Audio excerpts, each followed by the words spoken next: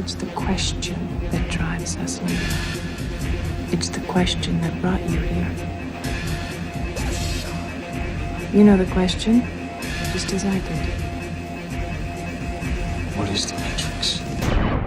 Well, Keanu, there are a lot of answers to that question, but today we're going to be talking about The Matrix as in the 1999 film written and directed by Lana and Lily Wachowski. It's one of the most important, popular, and influential movies of the past 20 years, but these days its legacy seems to be pretty much all based on a few surface-level things. Bullet time, black leather, and generally improving the quality of Hollywood fight scenes. What gets overlooked is that The Matrix is an astoundingly well-made movie, with some serious filmmaking craft that's worth studying. For all the cool, badass aesthetic elements, it's unlikely it would have become such a phenomenon if it didn't have such effective storytelling. Watching this movie, you realize how much care the Wachowskis put into every frame of it. There isn't a shot or edit that doesn't serve a clear purpose. Nothing is haphazard, everything is precise. I could honestly make a 5-hour series analyzing the filmmaking in The Matrix, but for now I want to focus on a small element of it. One that back in 1999, nobody left the movie theater excitedly talking about, but one that's an essential part of what makes the movie work. The scene transitions. If you break it down, movies are a collection of scenes, and the transition points between scenes are a major opportunity for a filmmaker to control the pacing, to impart information, or to give the audience subconscious clues. Most scene transitions that you see work kinda like this. A conversation in one scene ends, then cut to an establishing shot with a new location, then start a new dialogue scene there. That does the job, and there's nothing wrong with it, but there's so much more that can be done. The first act of The Matrix is split into 8 sections. There's the cold open with Trinity, then Neo at his apartment, then Neo meeting Trinity at the club, then Neo at the office, Neo being interrogated, the car ride with the bug extraction, meeting Morpheus, and waking up in the real world. This act follows Neo entering 2 new worlds, the metaphorical world of Morpheus and Trinity and their little group, and then the actual real world. The way the act is structured, Neo keeps taking steps into Morpheus' world, then stepping back into his own. So he'll go to the club, then back to his ordinary apartment and office. Then he'll be interrogated by Agent Smith, then back home again. And when you look at the whole act laid out like this, you realize that every other scene starts the same way, with Neo waking up.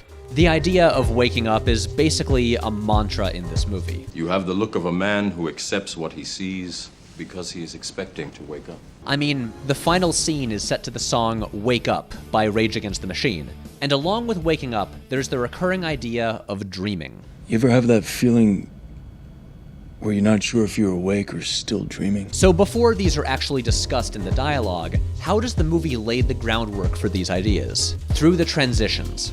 When Neo decides to follow the White Rabbit and go to the club, literally taking his first step out of his mundane existence into this new world, the transition emphasizes this by cutting from the stillness and silence of one moment. Yeah. Sure. I'll go. To the exact opposite.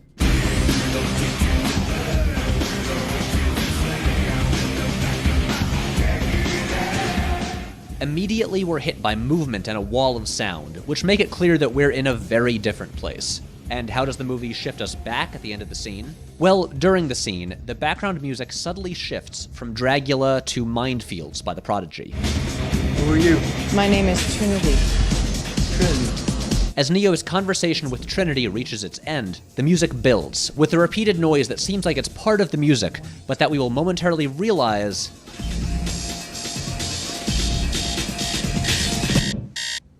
is his alarm clock. That sound bridges the 2 scenes, guiding us from one into the next, giving us a moment of humor and building on the dreamlike feeling. Since the alarm cut off the previous scene and we never saw Neo leave the club and go home, it makes us wonder, was that just a dream? Skip ahead to the end of the interrogation scene and we get a similar transition. The bug pulls itself into Neo's belly button, and we cut to him waking up in bed as if from a nightmare. It's an effective cut because it uses the motion of both actions to connect them. The bug goes down, Neo sits up, and the 2 scenes are linked by the sound of his scream. But again, this cut straight into him waking up makes us wonder if that previous scene really happened. The final scene of Act 1 begins with Neo waking up again, but this time not in his bed.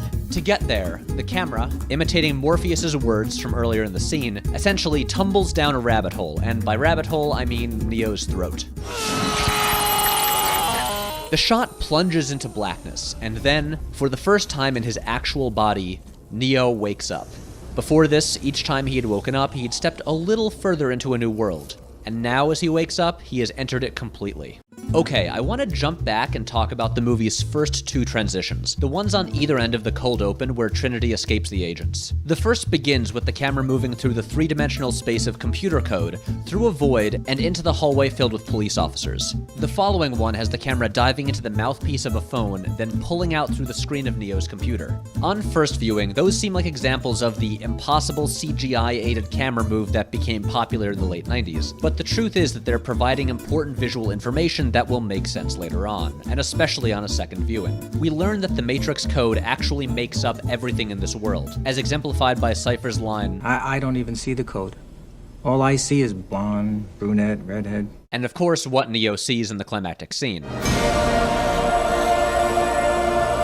So by moving through the code and into a tangible world, the transition is creating a link in our minds between the two. And same thing with the second transition, as the movie is giving us a clue by having the camera travel through the phone, just as the characters travel through the phone back into the real world. So when this transition is used again in the final scene, as the shot moves through the code and out through the mouthpiece of a phone, this time we understand what it means. Let's skip ahead.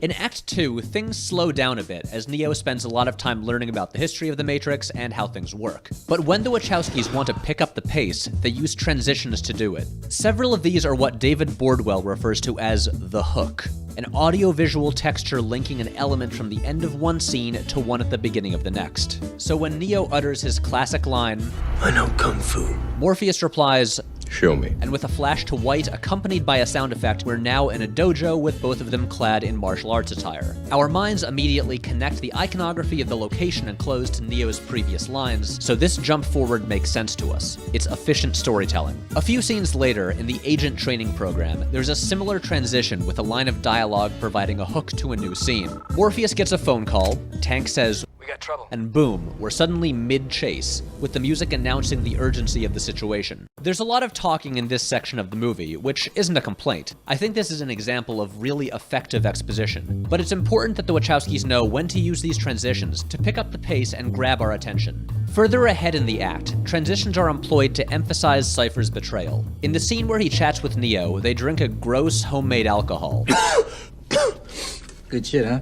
The only thing available to them in the real world. Then, as the scene ends, Cypher says, Sweet dreams. again making an allusion to the Matrix as a dream world, as we have a quick shot of the Matrix code and then a close-up of juicy, delicious steak, a sharp contrast to the beverage of the previous scene. And for the transition into the next scene, the film cuts straight into a shot of whatever this goop is that they're eating. It's using food in these transitions to draw a contrast between the two worlds, underlining Cypher's decision. Let's move on to the third and final act. This one is pretty linear, since while the previous acts take place over days, this takes place over maybe a couple hours. So the transitions pretty much follow the action, but there are some that are really interesting. Check out how music is used as we cut from Smith's monologue into Neo arriving in the lobby. you're going to die.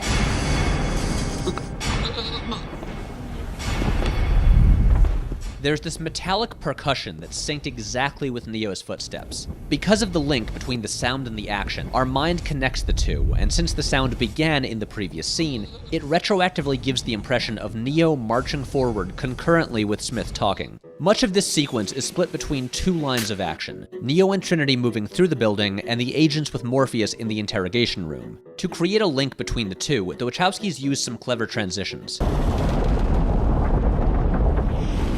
This explosion occurs in the lobby, making the sprinklers turn on in the room, so the transition is a cause and effect between the two scenes. Then, as it shifts locations again, one scene ends with a close-up of this agent, as it cuts to a close-up of this guy, linking the two in our minds because momentarily, that agent will take over his body.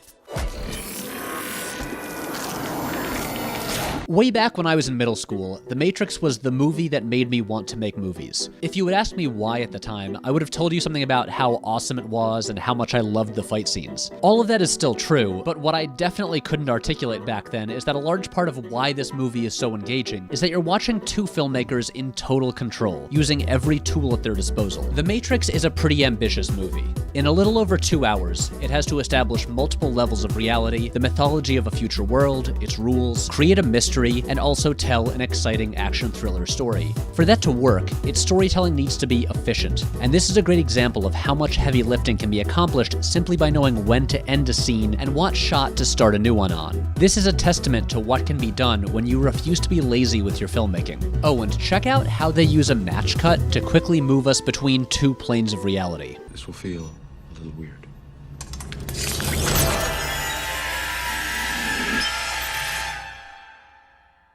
That's good stuff.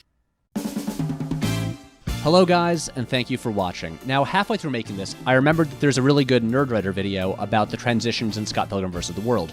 And it takes a totally different angle than this one, there's no real overlap between the two, but I wanted to mention it anyway because if you haven't seen it for some reason, you should check it out. There's a link down there. Now, I actually almost made this video about a totally different aspect of The Matrix, and I'm considering still making that video. So if you want to see it, let me know. And if you like the videos we're making, and you want to help us make them bigger and cooler, you should check out our Patreon. We're now available to patrons. You can watch the wacky movies I made in high school. If you want to get updates on what we're working on and yell at me about anything, there's the social media links.